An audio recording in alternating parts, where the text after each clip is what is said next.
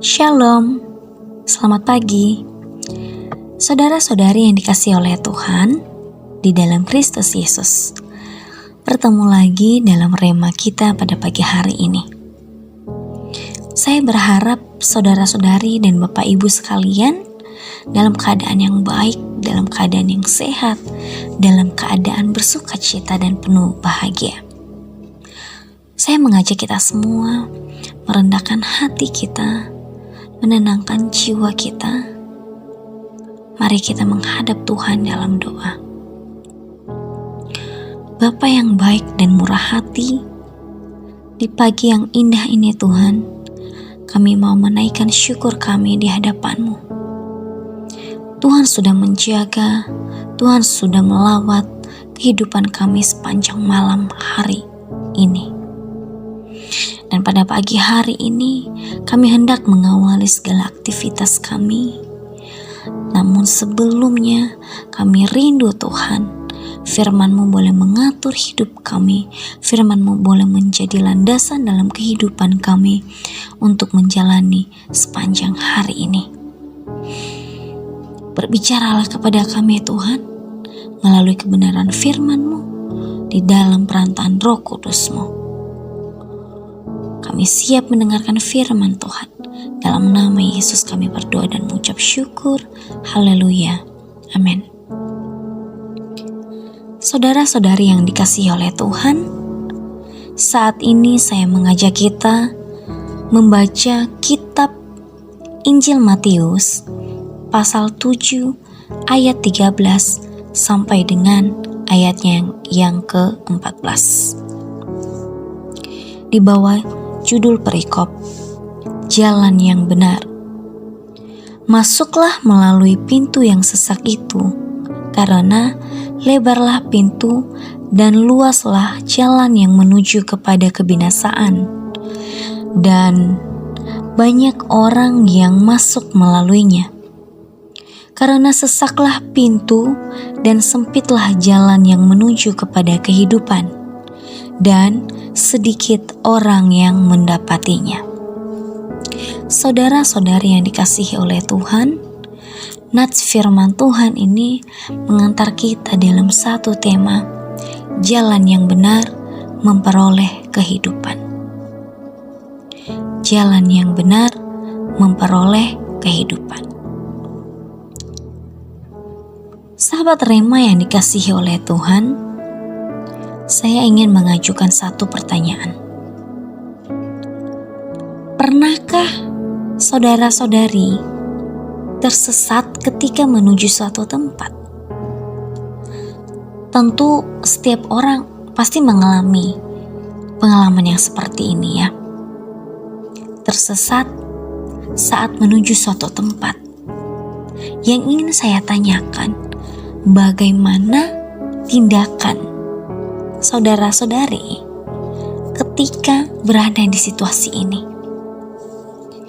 Apakah memilih untuk diam, menantikan akan ada orang yang menolong, atau pilihan yang kedua, memikirkan bagaimana cara, berusaha bagaimana cara pada akhirnya menemukan jalan yang tepat, jalan yang benar untuk keluar dari jalan yang sesat itu?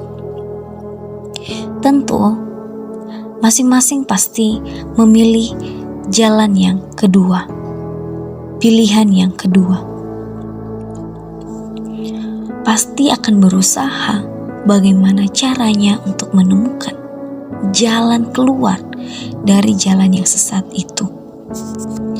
Kemudian ketika diperhadapkan dalam dua pilihan, memilih yang mudah atau memilih yang sulit, tentu semua orang akan berada pada pilihan yang mudah. Artinya setiap manusia itu tidak pernah mau susah ya. Setiap manusia itu selalu memilih hal-hal yang mudah, hal yang instan, hal yang gampang. Sedangkan hal yang sulit itu menjadi sesuatu hal yang berat untuk dilakukan. Bahkan jikalau boleh memilih, tidak mau melakukan. Namun saudara-saudari yang dikasihi oleh Tuhan, di dalam hal memperoleh kehidupan, ingat, tidak ada yang mudah, tidak ada yang gampang.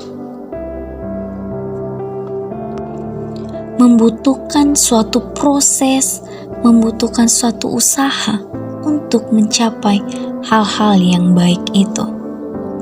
Di dalam nats firman Tuhan yang sudah kita baca, menekankan bahwa memperoleh kehidupan, kita perlu menghadapi suatu pilihan. Kita perlu memutuskan apa yang perlu kita lakukan. Ada dua jalan yang menjadi pilihan kita untuk mencapai, untuk memperoleh kehidupan di dalam nats firman Tuhan yang sudah kita baca. Jalan yang pertama di ayat 13, jalan yang lebar. Apa itu jalan yang lebar? Jalan yang lebar ini adalah jalan yang mudah, dia adalah jalan yang luas. Nah, jalan yang banyak diminati oleh orang. Namun pada akhirnya apa? Jalan yang lebar itu adalah jalan yang menuju kebinasaan. Lah, kenapa seperti itu? Itu akan menjadi pertanyaan kita. Jalan yang lebar yang dimaksudkan oleh firman Tuhan adalah hal-hal yang mudah dilakukan, hal-hal yang menjadi pilihan manusia pada umumnya. Sehingga hal-hal yang mudah ini mengantar kita pada suatu jalan kebinasaan. Kenapa seperti itu? Contoh, kemalasan. Kemalasan adalah suatu hal yang melekat dalam kehidupan manusia. Kemalasan tidak perlu dipelajari, namun itu menjadi budaya setiap kehidupan manusia. Malas bekerja, malas berdoa, malas membangun hubungan dengan Tuhan, pada akhirnya membuat jarak antara kita dengan Tuhan. Dengan kemalasan yang kita miliki adalah pilihan kita memilih jalan yang lebar itu yang membawa kita kepada kebinasaan. Saya mau bertanya, apakah dengan kemalasan itu bisa membawa kita kepada kehidupan yang lebih baik? Tidak. Jawabannya tidak. Tapi apakah itu mudah untuk dilakukan? Ya, mudah untuk dilakukan. Kemudian jalan yang lebar ini, hal-hal yang mudah tadi yang saya sampaikan. Seperti kecurangan. Kecurangan ini adalah sesuatu hal yang tidak perlu dipelajari. Bisa kita lakukan untuk menguntungkan pribadi. Apakah itu baik? Tidak. Apakah itu mudah dilakukan? Ya. Apakah itu membawa kita pada kehidupan yang baik? Tidak.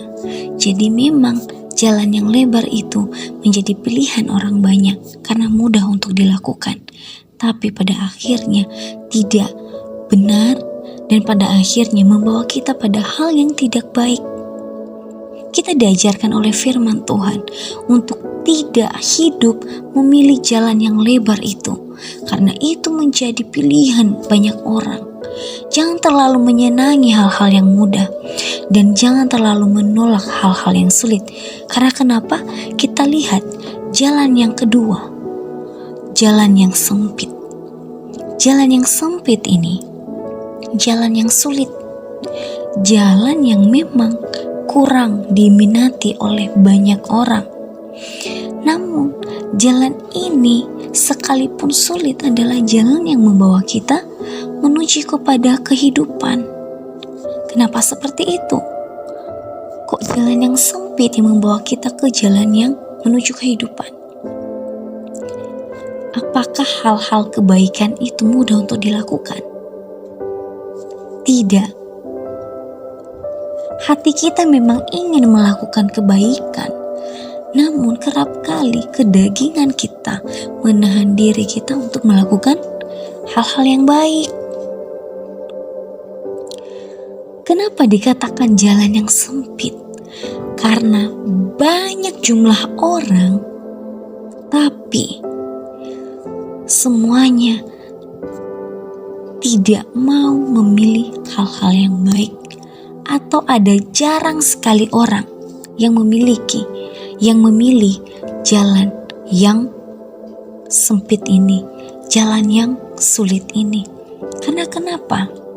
Melakukan kebaikan itu berarti kita harus menahan ego kita, kemudian melakukan hal-hal yang benar di hadapan Tuhan, harus menekan kemalasan kita, harus membatasi diri kita dari hal-hal yang buruk. Apakah itu gampang? Tidak bagi kedagingan kita.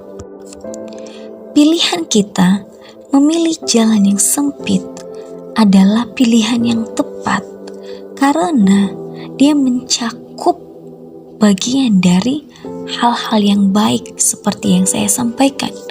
Apakah dia sulit? Benar, memang sulit. Tapi di dalam kesulitan itu kita bisa merasakan bagaimana keterlibatan Tuhan di dalam kehidupan kita. Bagaimana Tuhan menyertai kehidupan kita melalui jalan yang sempit, melalui jalan yang sulit ini.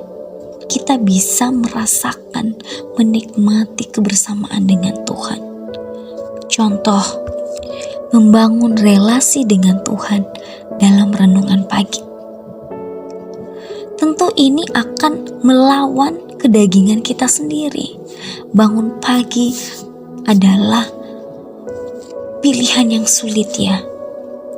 Ada banyak orang tidak mampu bangun pagi. Mereka ingin bangun siang. Dan itu pun menjadi pergumulan dalam kehidupan setiap orang. Karena itu, mari kita ketika mau membentuk diri dalam renungan pagi, membangun komunikasi kepada Tuhan, apakah dia menuju kebinasaan? Tidak. Justru akan membangun pemikiran kita, membangun spiritual kita, terus memikirkan Tuhan, dan pada akhirnya membawa kita pada hal yang baik, mengatur pola kehidupan kita menuju hal-hal yang benar. Jadi ketika kita ingin memperoleh suatu kehidupan yang baik, mari kita memilih jalan yang benar, yaitu jalan yang sempit menuju kehidupan. Artinya mawas diri, kita menjaga diri kita meletakkan hidup kita di dalam pengawasan Tuhan. Yang menjadi kesimpulan kita pada Rema pagi hari ini, yaitu jalan yang sempit adalah jalan yang benar untuk memperoleh kehidupan, yang mana melalui jalan yang sempit ini kita dibentuk dan diperbaiki untuk mempersiapkan diri mencapai kehidupan di dalam Kristus. Baik, mari kita bersatu dalam doa. Ya Tuhan, terima kasih kami boleh mendengarkan uraian firman Tuhan di pagi hari ini. Kami akan mengawali aktivitas kami. Mari Tuhan yang menjaga, memelihara kami sepanjang hari yang akan kami lalui. Terima kasih ya Tuhan. Dalam nama Yesus Kristus kami sudah berdoa dan mengucap syukur. Haleluya. Amin. Baik, sahabat Rema, demikian Rema dan renungan kita pagi hari ini. Tuhan Yesus memberkati.